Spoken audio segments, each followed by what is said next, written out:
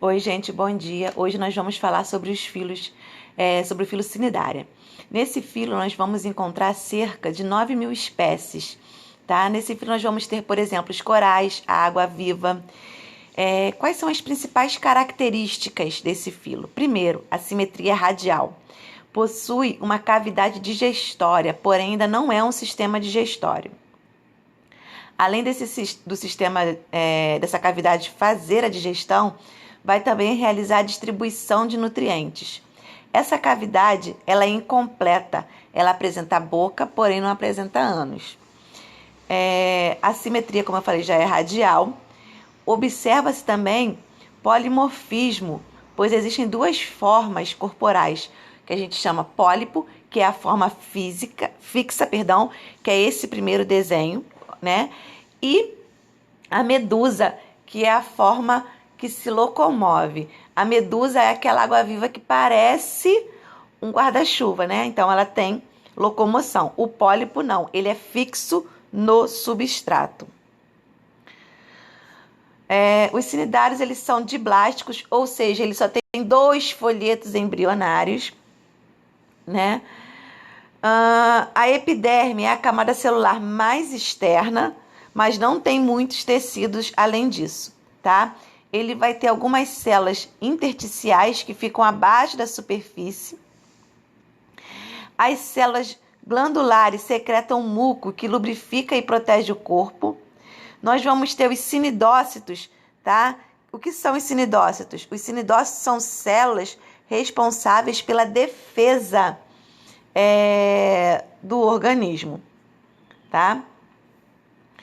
Nós vamos ter algumas células sensoriais também. A digestão costuma ser extra e intracelular e por difusão. Nós temos as classes hidrozoa, antozoa e cifozoa, além da cubozoa, tá? Essas classes são as divisões, né, onde a gente encontra cada tipo de organismo. A reprodução desses seres pode ser assexuada por brotamento, conforme mostra o desenho, ou ela pode ser sexuada, entre elas as espécies monóicas e dioicas. Só que a fecundação ela é externa, ou seja, acontece na água. Nós temos os plateumintos, tá? Os plateumintos, eles são chamados popularmente de verme, possuem o corpo achatado, fino e alongado, tá? Eles são acelomados, ok? É a principal característica. Vai ter uma simetria bilateral, eles vão ser triblásticos, ou seja, ectoderme, mesoderme e endoderme, 3 folhetos embrionários. O celoma está ausente, né? E o interior do organismo vai ser preenchido por um parênquima. Por isso eles vão ser classificados, como eu falei, de acelomado. Não tem sistema circulatório e nem respiratório. As trocas gasosas ocorrem pela epiderme por difusão. Pela primeira vez entre os animais, aparece um sistema muscular e excretor. E já tem um início de sistema nervoso, tá? Composto por cordões. Nós vamos ter as classes tubelária, cestoda e trematoda. Os tubelários são de vida livre, tá? Como acontece com a planária. Já no caso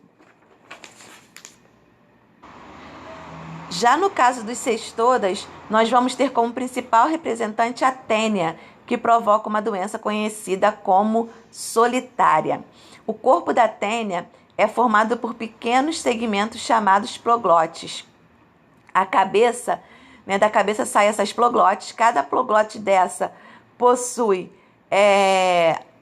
tanto o masculino como o feminino, né, se reproduz formando uma nova proglote.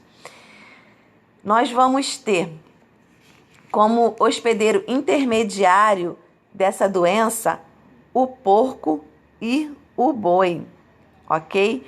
Então, ao ingerir a carne de porco ou boi, você ingere a larva né, desse verme, perdão. Ao ingerir a carne de porco ou boi contaminada, você ingere o ovo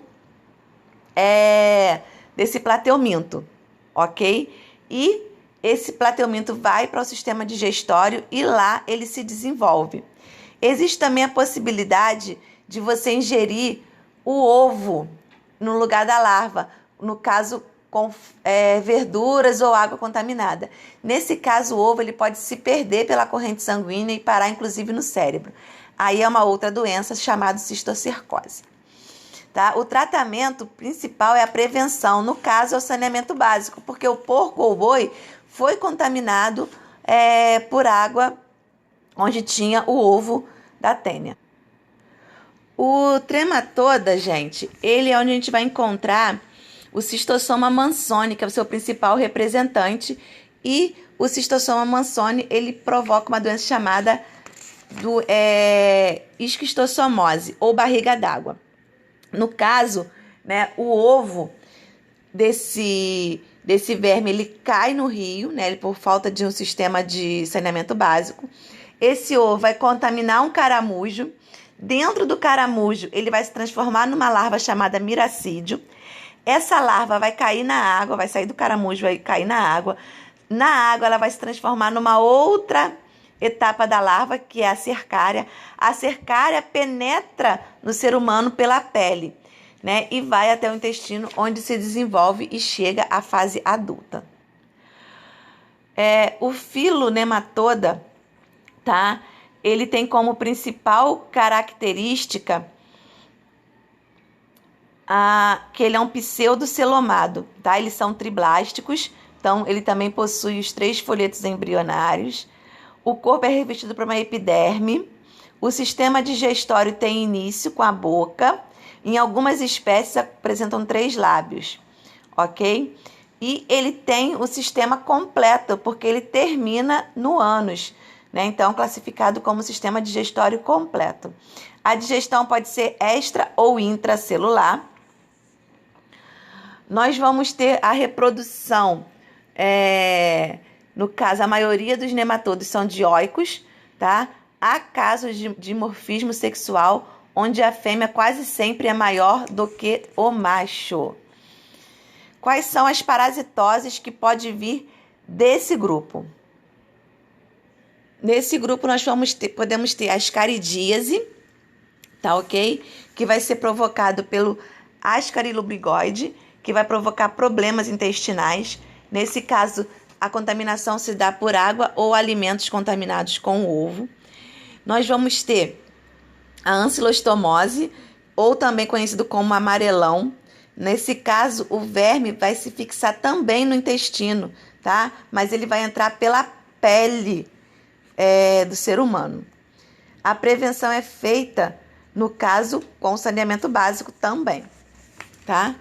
E nós temos, por último, a última parasitose, a elefantíase. Nesse caso, né, o nematodo ele vai ser transmitido através de um mosquito.